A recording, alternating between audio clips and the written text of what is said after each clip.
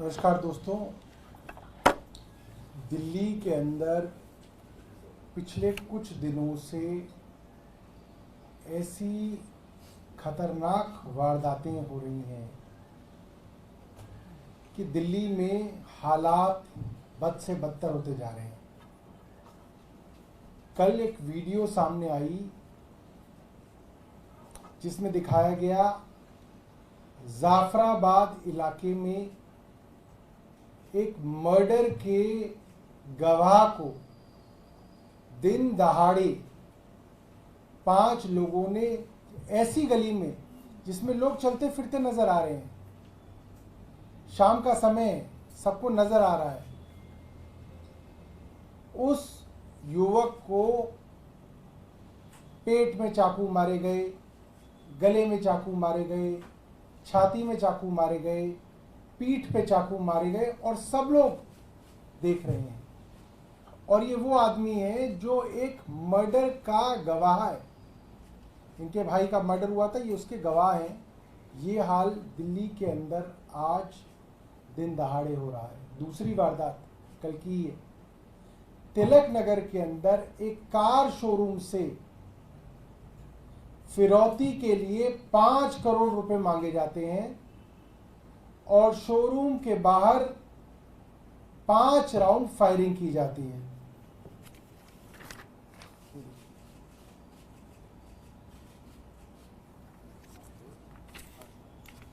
जाफराबाद में मर्डर, 50 से ज्यादा बार चाकू से हमला। आज ही की खबर है,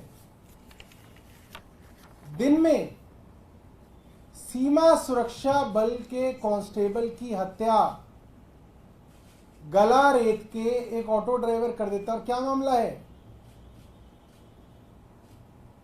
ऑटो के किराए के ऊपर कहासुनी हो रही है और सीमा सुरक्षा बल के जवान को ऑटो वाला अपनी ऑटो से एक चाकू निकाल के निकालता है और आर के पुरम में, एक वीआईपी इलाका है दिल्ली का, आर के पुरम में उसकी हत्या कर दी जाती है।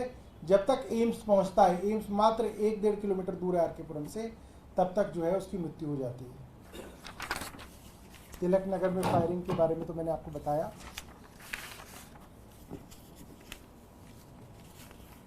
आज ही की खबर है, हत्या करके शव को नहर में फेंका। दिल्ली की खबर है, ये ऑटो वाली खबर है। Man dies after auto hit by SUV, ये भी आज की खबर है। Witness in murder case stabbed to death, SSB constable murdered. पिछले कुछ महीनों से देखा जा रहा है कि ये दिल्ली की जो सुरक्षा व्यवस्था है वो लगभग चौपट हो गई है। एनसीआरबी का डेटा अगर हम देखें, क्योंकि आंकड़ों की बात करनी होती है, तो दिल्ली के अंदर हाईएस्ट क्राइम रेट है इस वक्त। आप कह सकते हैं 1 लाख की आबादी पे दिल्ली में 1832 क्राइम्स हो रहे हैं, जो देश की एवरेज से 7 गुना ज्यादा है। दिल्ली की एवरेज नंबर ऑफ क्राइम्स पर लाख पॉपुलेशन, और हर रोज 1179 क्रिमिनल केस रजिस्टर हो रहे हैं दिल्ली के अंदर। चार्जशीट का जहां तक सवाल है कि अगर मुकदमा दर्ज होता है तो चार्जशीट करके वो मामला कोर्ट में जाता है, मात्र 30% केसेस ही चार्जशीट में जा रहे हैं। इसका मतलब साफ है, जब मुकदमे दर्ज होते हैं आप उनमें इन्वेस्टिगेशन करके कोर्ट तक पहुंचाते ही नहीं है तो किसी को सजा क्या मिलेगी, किसी को न्याय क्या मिलेगा? और क्राइम और बढ़ेगा, जो अपराधी हैं उनके हौसले और बढ़ेंगे। ये सीधे सीधे उपराज्यपाल विनय कुमार सक्सेना की इनएफिशिएंसी, इसे हिंदी में निकम्मापन कहते हैं, एक इनएफिशिएंट लेफ्टिनेंट गवर्नर साफ नजर आ रहे हैं कि जो काम उनका है, उनके पास 2 ही काम है, एक पुलिस, एक डीडीए। और पुलिस को उन्होंने चौपट कर दिया। वो एक स्कूल के प्रिंसिपल की तरह चिट्ठियां तो मंत्रियों को खूब लिखते हैं, खूब उपदेश देते हैं, अपने गिराबान में झांक के नहीं देखते आपके पास जो काम है वो क्या कर रहे हैं आप। हमारे यहां तो जो डिपार्टमेंट थे उनमें सारे अफसरों के ऊपर आपने कंट्रोल ले लिया, आप चुनी हुई सरकार को काम नहीं करने देते। आपके पास तो सारे अफसर है, सारा महकमा है, आप क्या कर रहे हैं पुलिस में? आप पूरी तरह से फेल हो गए। आगे बताता हूं भर्तियों के विषय में। 2014 में जब ये केंद्र सरकार बनी थी तो दिल्ली पुलिस के अंदर करीब 5,500 रिक्तियां थी और ये रिक्तियां बढ़ के अब करीब 13,000 हो गई हैं। तो लोग ही नहीं है, पुलिस ही नहीं है, पुलिस के महकमे में लोग ही नहीं है, क्राइम कैसे कंट्रोल होगा? क्या किया एलजी साहब ने इतने दिनों में? हमें तो कुछ नहीं मालूम। ऊपर से केंद्र सरकार ने पिछले साल पुलिस का बजट 4.5% घटा दिया है। कुछ और आंकड़े आपके सामने रखता हूं। दिल्ली के अंदर क्राइम हाईएस्ट है जैसा कि मैंने आपको बताया और नेशनल एवरेज से 7 गुना है। नेशनल एवरेज है 1 लाख की आबादी पे 258.1 और दिल्ली के अंदर ये एवरेज है 1832 क्राइम्स पर लाख पॉपुलेशन, जो कि एवरेज नेशनल एवरेज है 258 क्राइम्स पर लाख पॉपुलेशन। इसका मतलब 7 गुना ज्यादा राष्ट्रीय औसत से ज्यादा क्राइम है। 30% मात्र केसों को चार्जशीट किया जा रहा है, जबकि देश में केरला जैसे राज्य हैं जहां पे 66% केसेस के अंदर चार्जशीट कर दी जाती है।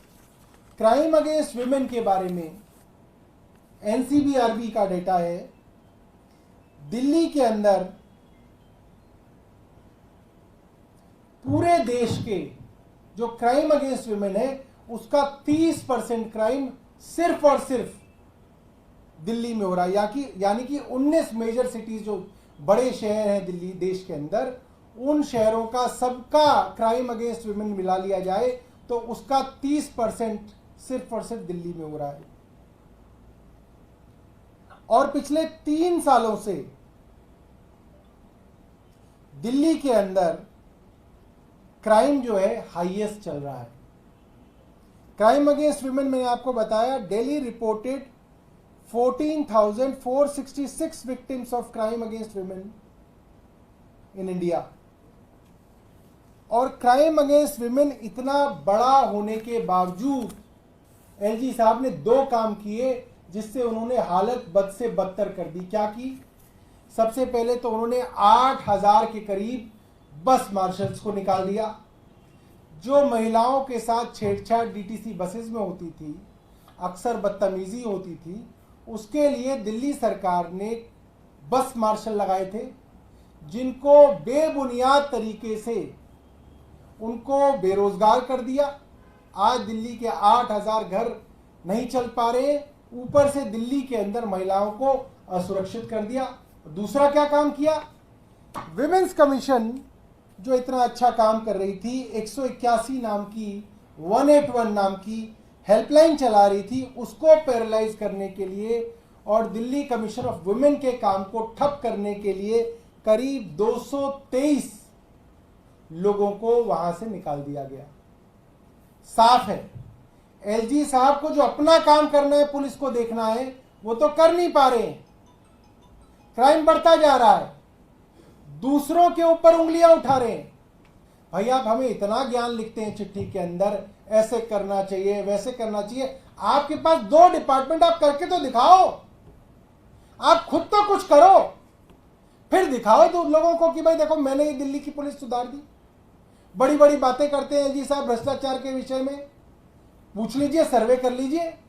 2 साल में दिल्ली पुलिस का भ्रष्टाचार बढ़ा है।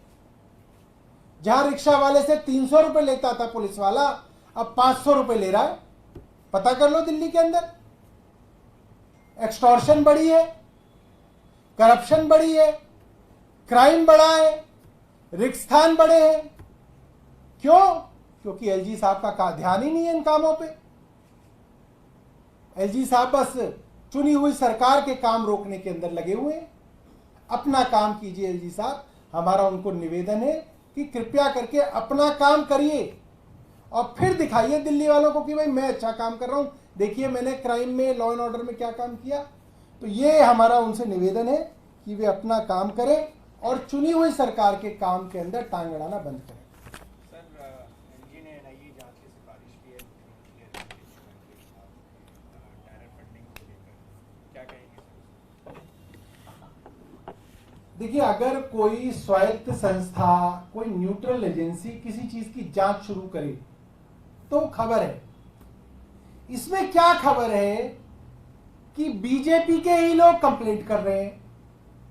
कंप्लेंट भी कौन सी? जो वो 2 साल पहले भी कर चुके हैं, कई बार कर चुके हैं।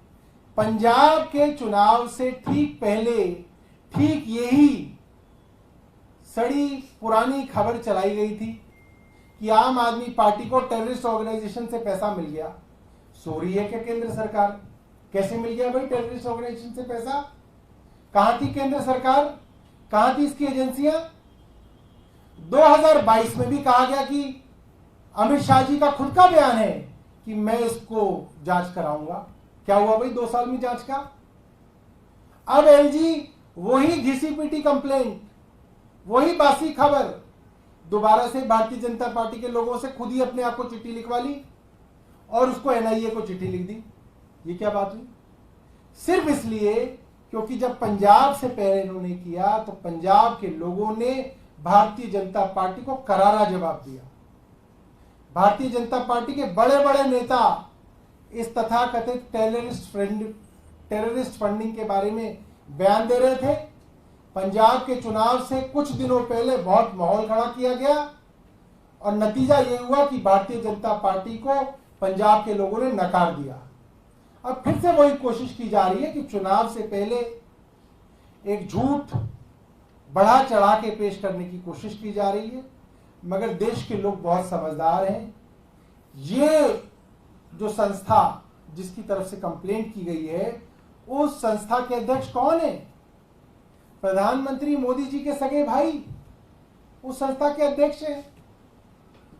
ट्विटर के ऊपर वो सबूत मौजूद है। उन्हीं के भाई की संस्था कंप्लेंट कर रही है, एलजी उसको आगे भेज रहे हैं। उसके अंदर क्या है? सिर्फ एक षड्यंत्र है। उसमें एक चिट्ठी भी एलजी साहब ने दिखाई है अरविंद केजरीवाल जी की, जब उन्होंने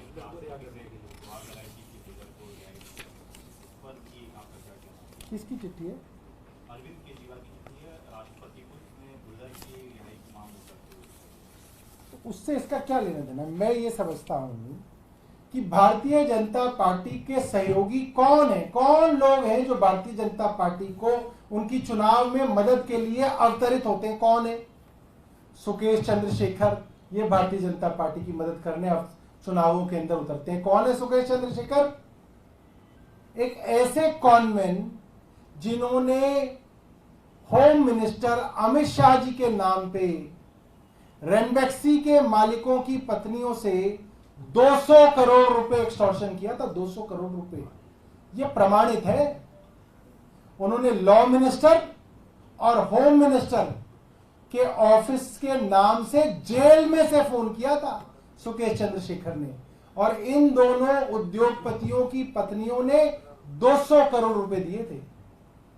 उसके कहने पे एलजी साहब सीबीआई जांच करते हैं। तो ये भारतीय जनता पार्टी के सहयोगी नंबर 1 है सुकेश चंद्रशेखर।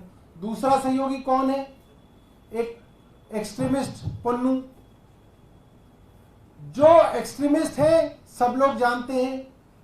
वो भारतीय जनता पार्टी के सबसे बड़े सपोर्टर हैं। आज वो भारतीय जनता पार्टी के गवाह बन गए हैं। आज वो भारतीय जनता पार्टी की मदद के लिए उतर गए। ये रिश्ता क्या कहलाता है? मैं तो हैरान हूं। सारे इस तरीके के लोग भारतीय जनता पार्टी की मदद क्यों करते हैं? क्यों इनके चुनाव में मदद करने के लिए उतरते हैं? ये तो लोगों को समझना पड़ेगा। लोग समझ रहे हैं इस चीज को। अगर कोई एक्सट्रीमिस्ट हमें गाली दे रहा है, अगर कोई सुकेश चंद्रशेखर हमें गाली दे रहा है, ये तो हमारे लिए बड़ी अच्छी बात है कि वो लोग हमसे चिढ़ते हैं क्योंकि हम लोग उनके साथ नहीं है। मगर किसका साथ दे रहे हैं सुकेश चंद्रशेखर? भारतीय जनता पार्टी का। किसका साथ दे रहे हैं पन्नू जो एक्सट्रीमिस्ट है? भारतीय जनता पार्टी का। तो साफ दिख रहा है कौन किस तरफ खड़ा है, कौन लाइन के इस तरफ खड़ा है, कौन लाइन के इस तरफ खड़ा है। सर आज सुप्रीम कोर्ट में भी मामले की सुनवाई चल रही है, तो क्या उम्मीद लग रही है कि राहत मिलेगी, अंतरिम राहत मिलेगी सीएम केजरीवाल को? देखिए अभी तो जो कोर्ट का फैसला आएगा उसके बाद ही रखेंगे। उम्मीद तो देखो हर आदमी अपने लिए उम्मीद ही करता है। कांग्रेस अध्यक्ष मल्लिकार्जुन खड़गे ने सभी अपने जो तमाम विपक्षी दल के नेता हैं उनको चिट्ठी लिखी है और उन्होंने सवाल उठाए हैं चुनाव आयोग के कामकाज को लेकर। एक बड़ा सवाल डेटा को लेकर भी है। वो कह रहे हैं कि जिस दिन वोटिंग होती है उसी दिन एक डेटा आ जाना चाहिए, 2 दिन बाद कुछ और डेटा आता है, 5 दिन बाद कुछ और डेटा आता है। देखिए एक बड़ा पुराना सिद्धांत है जस्टिस का, न्याय का, पूरी दुनिया में जाना जाता है। Justice should not be just done, it should appear to be done. Justice should not be delivered, it should appear to be delivered. न्याय काम कर रहा है ये बहुत जरूरी नहीं है, इससे ज्यादा जरूरी है ये लोगों को दिखना चाहिए कि न्याय से काम हो रहा है। मैं जब चीफ इलेक्शन कमिश्नर साहब और उनके साथ इलेक्शन कमिश्नर से मिला, मेरा फर्स्ट हैंड एक्सपीरियंस है वे लोग कंप्लेंट्स के ऊपर उन्होंने क्या कार्रवाई की ये बताने के लिए भी उनके अंदर इसको लेके घमंड है। हम बाध्य नहीं है कि आपको बताएं, तो ये संभव ही नहीं है। आप एक बात बताइए, चुनाव आयोग से आप क्यों मिलेंगे? चुनाव आयोग से आपने चिट्ठी लिख दी, कंप्लेंट कर दी, रिमाइंडर दे दिया, मगर कार्रवाई नहीं हुई, तब आप उनसे मिलते हो। जब आप उनसे मिल रहे हो तो वो कह रहे हैं क्या कार्रवाई हुई क्या नहीं हुई ये हम नहीं बताएंगे, ये हम बताने के लिए बाध्य नहीं है। कब कार्रवाई करेंगे ये भी बताने के लिए बाध्य नहीं है। अभी करेंगे, चुनाव के बाद करेंगे, ये भी नहीं बताएंगे। तो वो लोग तो ब्लेटेंटली ये बात कह रहे हैं कि तुम्हें जो करना है कर लो, हमें जो करना है हम वो करेंगे। इस तरीके का बिहेवियर जो मैंने खुद साक्षात देखा है, मुझे उनसे कोई उम्मीद नहीं है। मुझे लगता है कि वो जिनके द्वारा बनाए गए हैं, जिनके द्वारा इस पोस्ट पे बिठाए गए हैं, उनकी पूरी लॉयल्टी, एलिजियंस उनके प्रति है। उनकी मतलब कि उनसे ये उम्मीद करना कि वो टीएन सेशन साहब जैसे इलेक्शन कमीशन बना देंगे और उसमें बहुत न्याय हो जाएगा, मुझे तो व्यक्तिगत तौर पे कोई उम्मीद नहीं है। और मैंने उस दिन भी इलेक्शन कमीशन को कहा था कि अगर आप वीडियो रिकॉर्डिंग करते हो, ऑडियो रिकॉर्डिंग करते हो, तो लगाइए ना, देश को दिखाइए कि आपने क्या बर्ताव किया था आम आदमी पार्टी के रिप्रेजेंटेटिव्स के साथ, कैसे आपने सवालों का जवाब दिया था, तो बताएं। लोगों को पता चल जाएगा कि किस तरीके के लोग जो है आज इलेक्शन कमीशन में बैठे हुए हैं। कहीं सुना है रिटेल की दुकान पर होलसेल का दाम? जी हाँ, नव्या लेकर आया है डिजाइनर सूट्स, कुर्तीज और फैब्रिक्स। सबसे सस्ता, सबसे अच्छा, defence road, Mamun, Pathankot. Contact 96141 96141।